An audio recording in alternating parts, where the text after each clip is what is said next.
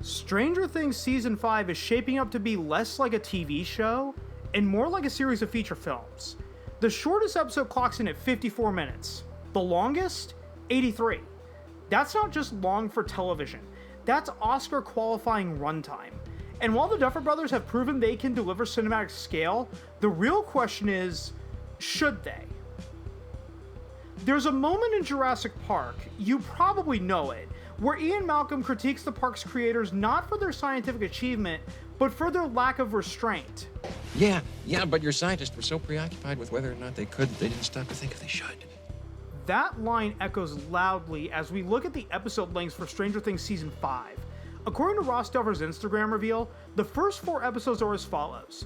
Chapter 1, The Crawl, runs 1 hour and 8 minutes. Chapter 2, The Vanishing Of, is 54 minutes. Chapter 3, The Turnbow Trap, hits 1 hour and 6 minutes. And Chapter 4, Sorcerer, tops out at 1 hour and 23 minutes. Now, technically speaking, these are all feature-length episodes. The Academy of Motion Picture Arts and Sciences defines a feature film as anything longer than 50 minutes. Anything shorter is a short film. So yes, the reports that Season 5 would be feature-length weren't wrong. But the question remains, is this the best format for storytelling in a serialized show? And this isn't new territory for Stranger Things, by the way. Season 4 already broke the mold. The shortest episode was 1 hour and 3 minutes. The longest, the Season 4 finale, ran a staggering 2 hours and 30 minutes. That's longer than The Empire Strikes Back, longer than The Social Network, longer than Jaws. At that point, you have to ask, why not just make a movie? The answer, at least partially, is budget. Season 4 reportedly cost $30 million per episode. Season 5? Between $50 and $60 million per episode, according to Screen Rant. That puts Stranger Things in the same financial stratosphere as The Rings of Power, Game of Thrones, and The Mandalorian. It's not just one of the most expensive shows on Netflix. It's one of the most expensive shows ever made. And yet, despite these blockbuster budgets, we're still getting just 8 to 10 episodes per season. That's another wrinkle into the conversation. Season 5 has taken 3 years to arrive, just like Season 4 did. But Season 4 had COVID as a legitimate excuse. The pandemic hit in 2020, halting productions across the industry. Stranger Things couldn't get started. That delay was understandable. Season 5, however, doesn't have that excuse. And this is a broader issue with streaming shows. The gaps between seasons are massive. The episode counts are modest, and the runtimes are ballooning. So here's the question. If you're going to make episodes that run 80 minutes, why not just trim them down to 42 minutes, the traditional broadcast hour, and just give us more episodes? It's a fair question. A 42-minute format would allow for tighter pacing, more cliffhangers, and a more consistent rhythm. Instead of 8 feature-length episodes, we could get 12 or even 16 standard-length ones. That's more opportunities for character development, more room for side plots, and more chances to build tension. But Netflix doesn't operate like traditional networks no streaming service does. They don't need to hit ad breaks. They don't need to fit into a weekly schedule. They've built their empire on binge culture, and that culture favors fewer, longer episodes. It's a model that works until it doesn't. Because here's the thing, when you wait 3 years for a season, and that season only gives you 8 episodes, and those episodes are so long you need to carve out movie night time to watch them, the experience starts to feel less like TV and more like homework. And here's where streaming shows really start to look ridiculous. Waiting 2 to 3 years between seasons might be tolerable for adult dramas or anthology series, I will give you that. But for coming of age stories, it's a complete disaster. You can't pause adolescence. You can't freeze puberty. The cast is going to age, visibly, audibly, emotionally, whether the story keeps up or not. Disney of all companies understood this. Back in the Disney Channel era, and I'm specifically referencing like the late 90s, early 2000s, shows like Lizzie McGuire, Even Stevens, That's So Raven, they shot episodes quickly and released them slowly. That way, the cast didn't visibly age between seasons.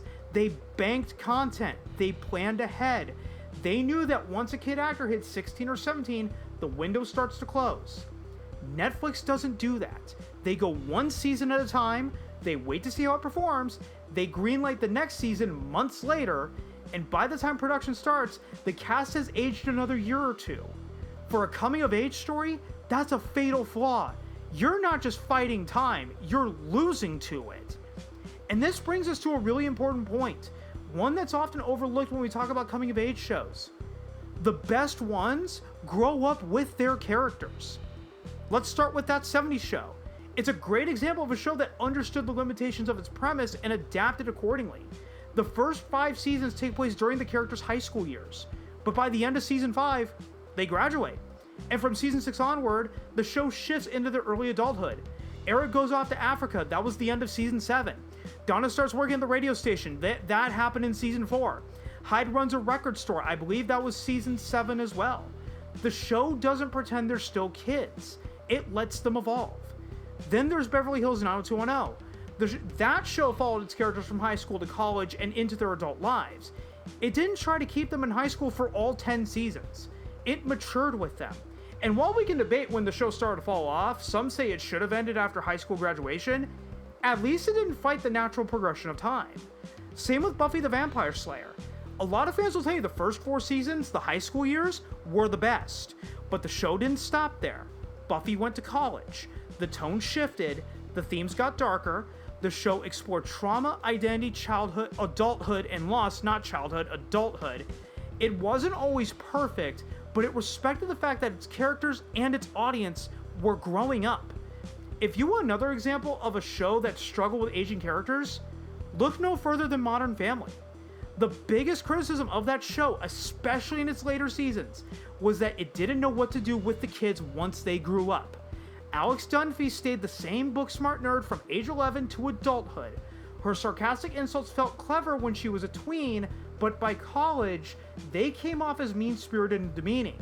Manny's crush on Haley lingered well into season 5 or 6. I can't remember when they stopped that, but either way, it was long past the point of emotional logic. Haley herself had the most character development, until season 8 reset her back to the party girl from seasons 1 through 4. Luke Dunphy was all but abandoned, Lily faded into the background by the later seasons, and Joe was a toddler for 4 seasons and never got a real arc. And then came the finale. It felt underwhelming because the show refused to evolve with the characters. It felt like a series of misadventures instead of a meaningful journey. And while you could argue that reflects real life, TV rarely thrives on realism. Audiences want arcs, payoff, and transformation. How I Met Your Mother made the same mistake. The creators planned the ending, Ted and Robin getting back together, spoilers by the way for a show that concluded 11 years ago. They made that plan all the way back in season 2. But by season 9, it no longer made sense. Ted and Robin had grown apart. Robin had married Barney and then divorced him in the finale because of that bullshit ending. Okay, the emotional groundwork had shifted, but the show stuck to its original plan, and the backlash was immediate. So much so that the studio released an alternate finale on the season 9 DVD, cutting the reunion and replacing it with a montage and one final Bob Saget voiceover. And Modern Family did it again. The showrunners tried to force a full circle arc by having Haley and Dylan end up together again in season 10. But by that point in the show, it no longer made sense. Haley had grown, she'd matured, she'd outgrown Dylan's immaturity and had started building a life with more direction and ambition. Their reunion didn't feel like a payoff, it felt like a reset, a nostalgic callback that ignored years of character development. In both cases, the writers prioritized symmetry over sincerity. They wanted to, quote-unquote, bring it all back around, but in doing so, they undercut the emotional truth of the journey. And that's the danger of refusing to evolve with your characters. You end up telling a story that might make sense on paper, but feels hollow in practice. Stranger Things is now in that same position. It has 1 season left, 1 chance to honor the journey, 1 chance to evolve with its cast, 1 chance to avoid the mistakes of Modern Family, Cobra Kai, and How I Met Your Mother. Cobra Kai, for its part, has already concluded its 6-season run. And while it had moments of brilliance, especially in how it recontextualized old rivalries, it also ran into the same aging cast dilemma. The difference is, Stranger Things still has 1 more season to go. 1 last shot to get it right. And here's the thing. The aging cast wouldn't even be a problem if the shows had simply embraced time jumps. It's not a radical idea. Plenty of shows have done it, and done it well. Take Vikings, for example. That show wasn't a coming-of-age story, but it understood the value of time progression. Each season did move forward in time. In fact, Ragnar dies halfway through the second part of Season 4, I believe episode 15 or 16. When Season 5 begins, the story jumps forward significantly. His children are now grown adults. The cast shifts, the tone matures, the narrative evolves, and the audience goes with it. That's how you handle aging actors. You build it into the story. You let the show grow with the cast. You don't force 28-year-olds to pretend they're still in high school. You don't trap your characters in a timeline that no longer fits their faces, voices, or emotional range. If Stranger Things had introduced a time jump, even just a year or two, it could have solved so many problems. The cast would have aged naturally into their roles. The story could have shifted to college or early adulthood, or even post-apocalyptic survival in a world permanently altered by the Upside Down. But instead, the show is still pretending these characters are in high school, still pretending that Eleven is a teenager, still pretending that the passage of time hasn't happened, even though it clearly has. Cobra Kai could have done the same. In fact, it briefly avoided the aging issue by shooting seasons 4 and 5 back to back. That production strategy helped the cast visually and tonally consistent. It helped keep them visually and tonally consistent. Kenny still looked like a freshman. Samantha still felt like a senior. The timeline, while compressed, didn't feel broken. But then came season 6, and the gap between production and story caught up with them. The show didn't start filming until 2.5 years after season 5 wrapped. The showrunners were busy launching a new project, and then the writers and actors strike hit of 2023, halting production across the industry. By the time cameras rolled again, the cast had noticeably aged. Kenny had a full-on growth spurt. His voice dropped, his physicality changed. Mary Mauser, who played Samantha LaRusso, was 28 years old, still portraying a high school senior. And yet the story hadn't moved forward. It was still the same semester, still the same school year, still the same prom drama and tournament prep. That's where the illusion breaks. You're watching actors who look like college students, but the narrative insists they're still teenagers. It's not just visually jarring, it's emotionally dissonant. The stakes feel off, the arcs feel recycled, and the audience starts to disengage. Season 6 of Cobra Kai arguably needed a time jump, especially since Cobra Kai was effectively destroyed at the end of Season 5. Instead of forcing the global tournament storyline, the show could have focused on the aftermath of the Season 5 finale, where it was revealed that Terry Silver was the reason John Kreese was in prison, and that Silver bribed the official at the Season 4 tournament. This revelation would have made a time jump more compelling and emotionally rich. The Sekai Taikai tournament, which the showrunners wanted to end with, feels more like a red herring in hindsight. Exploring how Tori deals with the death of Cobra Kai, which was her identity at that point, or how former Cobra Kai students grapple with the fact that their victories were tainted by Terry Silver's bribery, would have added depth and complexity. Instead, the show clung to the same format, and while the nostalgia still hit, the emotional continuity felt forced. The show ended with heart, but the timeline felt stretched thin and missed an opportunity to evolve the story in a meaningful way. So, what's the verdict tying this back to Stranger Things? Okay, Stranger Things Season 5 is taking a risk. It's betting on its fan base's loyalty. It's embracing cinematic ambition, and it's challenging the boundaries of episodic storytelling.